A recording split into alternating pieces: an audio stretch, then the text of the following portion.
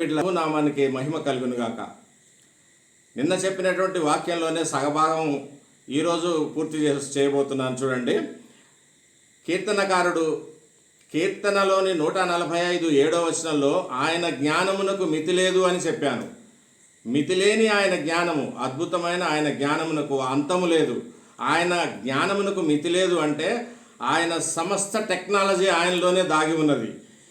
ఈ లోకంలో కనిపెట్టిన ఉపగ్రహాలు, టీవీలు, ఫోన్లు, సమస్తమైనటువంటి టెక్నాలజీ, ఇజ్రాయెల్ దేశానికి ఇచ్చిన సమస్త టెక్నాలజీ కూడా ఆయన మితిలేని జ్ఞానంలో దాగి ఉన్నది.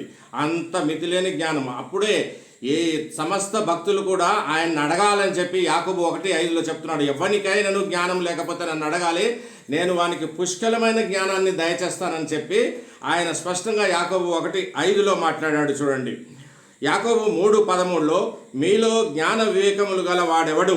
జ్ఞానముతో కూడిన సాత్వికము గలవాడై తన యోగ్య ప్రవర్తన వలన తన క్రియలను కనపరచవలెను.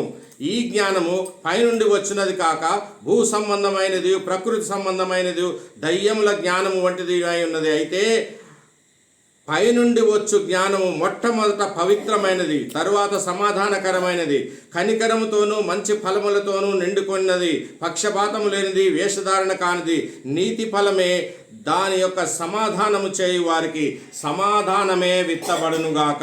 ఆమెన్.